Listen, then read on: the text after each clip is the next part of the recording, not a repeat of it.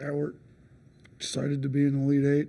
We never been to a Final Four at Alabama. Neither is Clemson, I guess. So, got two schools trying to get to their first one. I think everybody will be amped up, ready to play. We're trying to get healthy. Guys kind of saw Pringle limping around out there. He had a heel bruise. He's been fighting through the year and got flared up, so he's getting treatment all day. Hopefully we can get him back. Reitzel continues to be evaluated by the doctor and the trainer. He's day-to-day. And other than that, other than Cosby being out with the fracture in his foot, we should be healthy. You know, Clemson, we played them in a non-conference. They were good. We didn't play well. They played well. We got to do a lot better. You know, they're going to make adjustments from the first game. We're going to make adjustments. They were way too comfortable shooting it. They shot over 50% from three when we played them at our place. So, and particularly in the second half, they were 8 of 11. So we got to do a better job with their shooters. I thought we did a good job last night with Carolina's shooters, making sure that their main shooters didn't get loose for free threes. So it's you know, short night because or a long night, however you want to look at it. Not much sleep, long night, not a lot of sleep, trying to get ready. But I think our players look pretty locked in early this morning when we went through video, and we'll have a short, light practice here this afternoon, and then try to get them rested. And I think fresh legs, fresh mind's important for the game tomorrow. All right, we'll open it up for questions. Start in the second row. We'll get a mic holder. Mic over to you. There you go. Ryan Hennessy, NBC 13 in Birmingham. Coach, do you like that you played this team before? Do you think that's an advantage or a disadvantage if they have tape on you? They have tape on us. We have tape on them. You know, I don't mind it. You know, we've told our players from game 1 to game 2 who's going to make the best adjustments. Sometimes we did, sometimes we didn't. You know, I thought we did play better against Mississippi State second time around than even the first time we won both. Thought we improved from the first time we played Tennessee to the second time. Wasn't good enough to beat them, but they're a really good team. Auburn wasn't, you know, we didn't. So there's some of the times we made better improvements from game 1 to game 2. We're going to definitely need to be the one to make better improvements this game because they were significantly better than we were at our place. And we didn't handle their physicality well. I think we're playing better, handling physicality more. North Carolina was a physical team. I thought we did a good job handling that one. So, you know, this is one that I'm probably glad that we played them early, so our players have some idea of the physicality and how good their bigs are, because they're you know, their bigs hurt us a lot inside, and their guards hurt us too. I mean, we didn't do a good job taking away their best players. I thought, you know, Hall and Gerard and Hunter all got off on us pretty good the first time. We'll go to the third row. Get a mic over to you. Katie Madam from Bama Central. Talking to the players a little bit about whether they view this as a revenge game. Aaron said, as a competitor, that's part of it. Is that something you're using as motivation for this game, or is being the first team to get to the Final Four in program history motivation enough?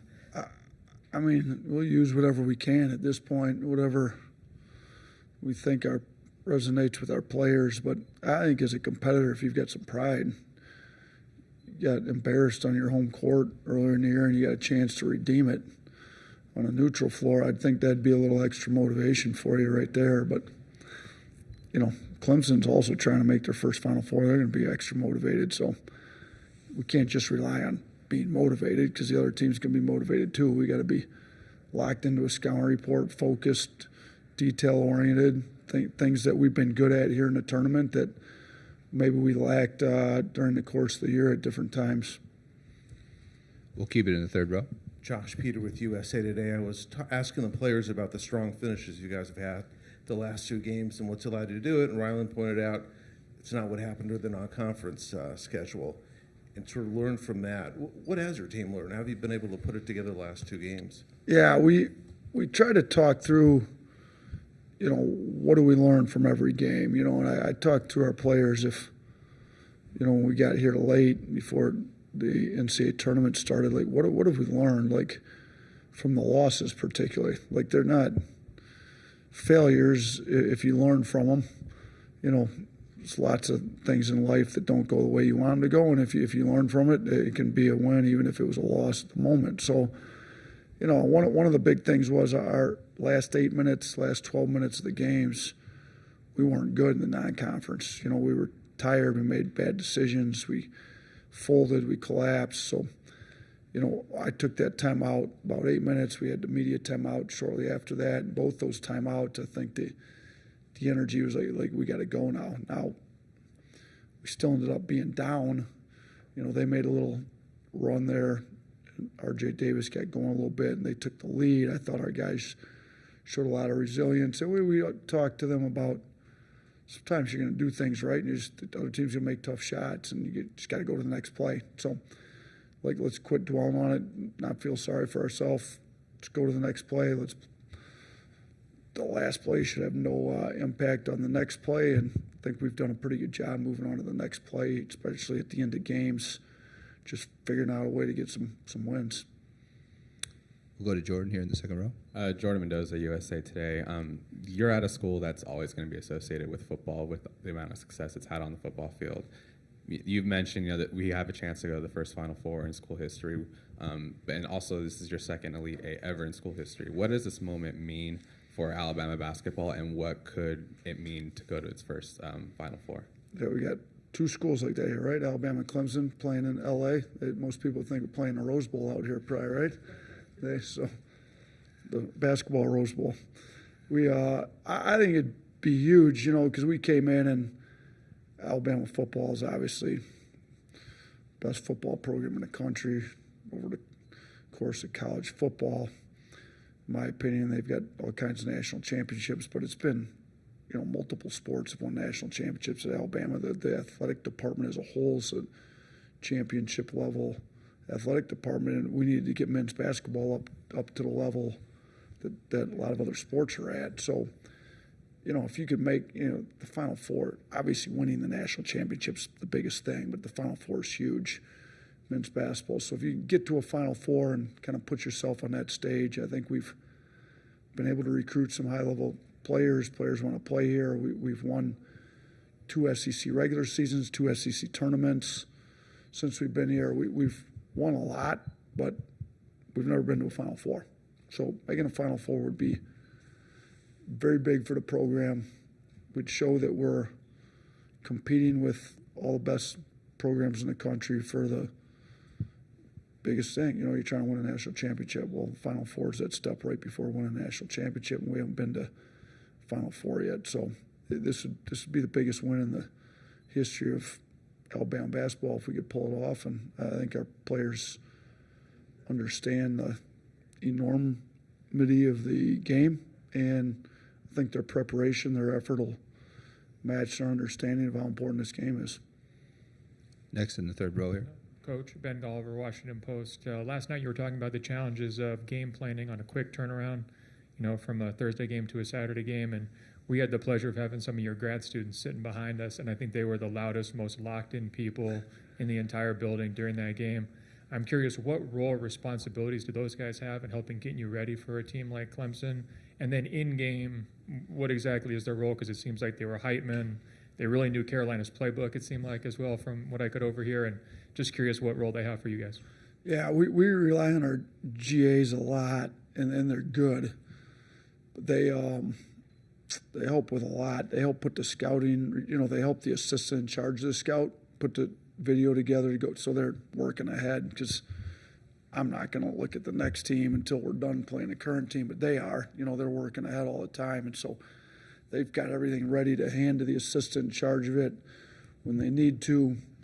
Goes from everything, trying to listen to the video with the sound up, trying to get play calls off the sound, and looking at hand signals to get play calls. So they've got that all in their head. They've tried to teach it to everybody, but they know it pretty well.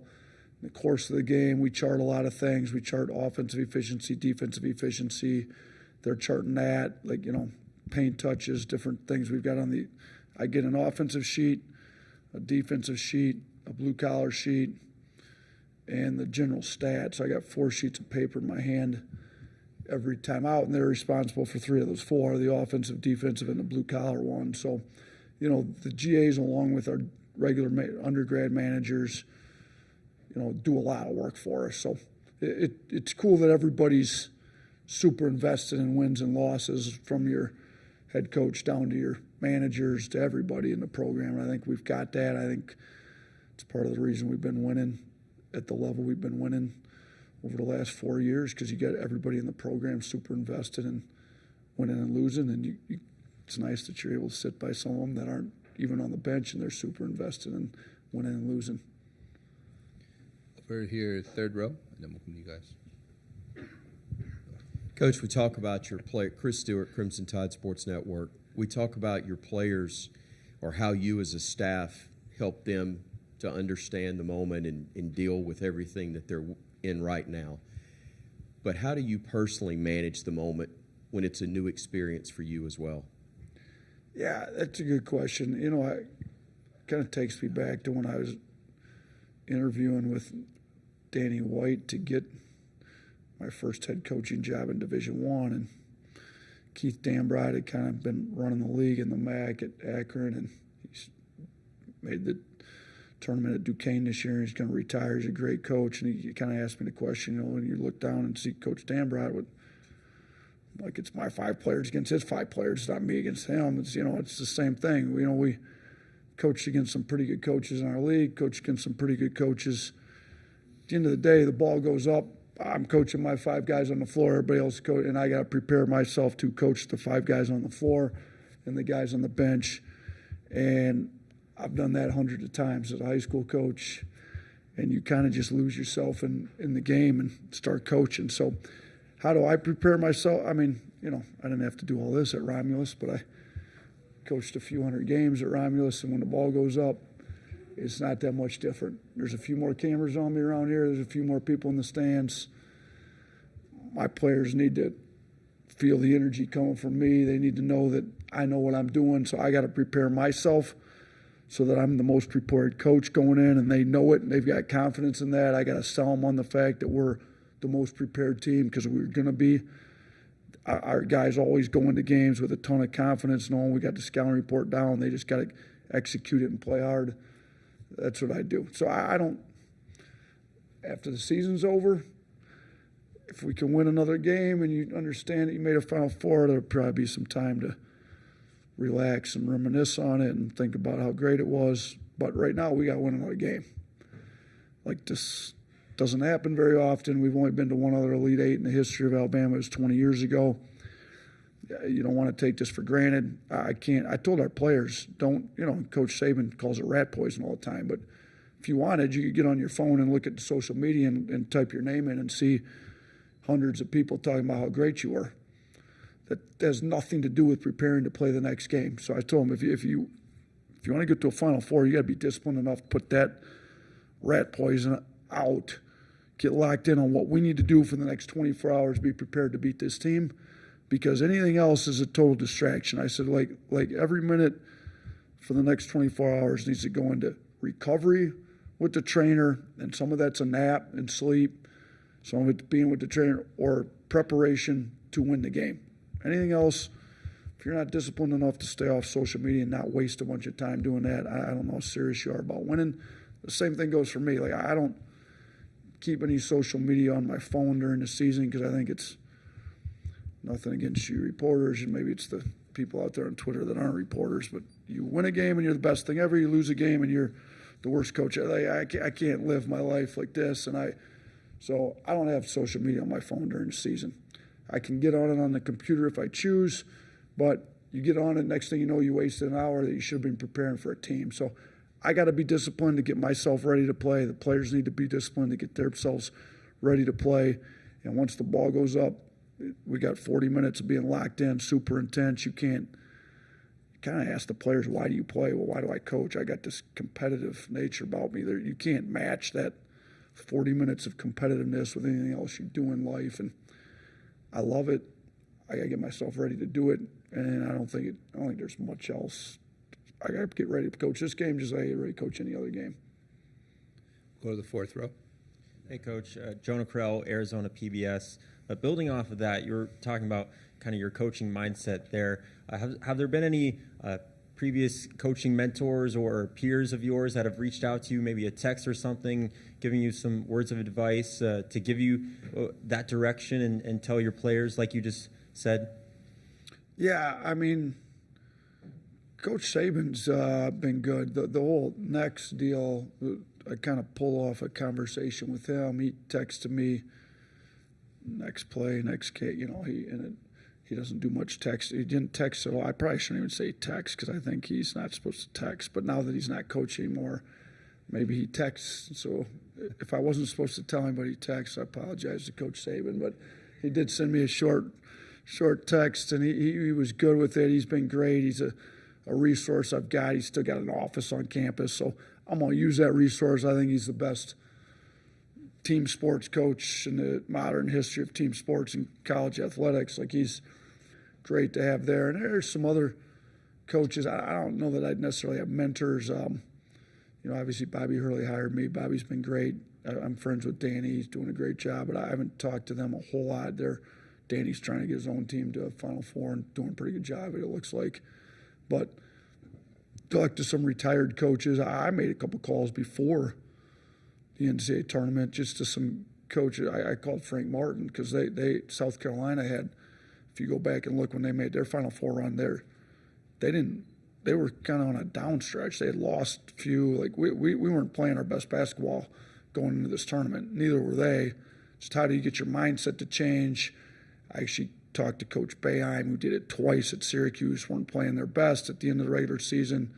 ACC tournament, got on a run, made a Final Four. Like, how do you get – so I reached out to those guys, and they were great. They talked to me about the whole thing. But, I was a high school coach, and then I coached for Bobby Hurley for 2 years, and I became a head coach. So I haven't really worked under – it's been a long time, other than the 2 years with Coach Hurley, and he was great. I mean, he's been great to me, and Danny's been great to me. But outside of those 2 years, it's been a long time since I worked under somebody. It's kind of more older coaches that have been retired that you kind of reach out to, or older coaches in the business. I talked to Coach Izzo. He's been great to me when I was in Detroit. He's great. He was great to me. He talked to me about North Carolina just because they had played him and I knew him. I spent all kinds of time up watching them practice. I really looked up to him when I was a high school coach in Detroit, and he was great. But yeah, little couple guys here and there. We got time for one more question. Go ahead. Miss Terry said that Nick Saban sent his first email too recently. So you're in the does, clear there. I think. Okay, he's in the clear. So Yeah. he's texting, emailing, and technology savant now. Yeah.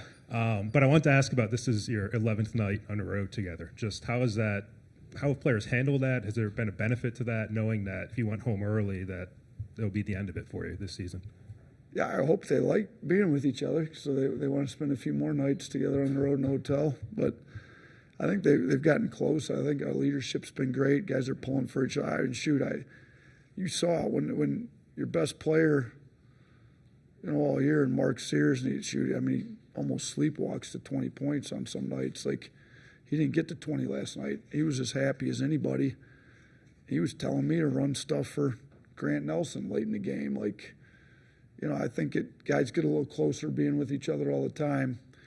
When they get close, and there's that Coach Murphy's word. Coach Murphy came in. Coach Murphy's been texting me a little bit too with softball. He's been great, but he's, they taking on this whole Mudita. He explained to our guys what Mudita means, and we've kind of got shirts made and kind of tried to make it our deal. I think when you spend time together, this much time on the road, you kind of get to know each other, pull for each other better. We do this retreat, before classes start in the fall in August, which I think gives them, it's like kind of like 48 hours where you just stay together in one house. Now we're not all in the same house. We're in the same hotel and right down the hall from each other, but it's been good. Like I said, I hope they want us to keep staying in a hotel together, because if we can get one more win, we'll have another week together next week. we are going to go home this time. We're not staying on the West Coast for 3 straight weeks. So win or lose, we'll be back on Easter Sunday in Alabama, and then hopefully, if it's a win, then we'll turn back around and come out to the West Coast to go to Phoenix if we're fortunate enough to be playing in Phoenix next weekend.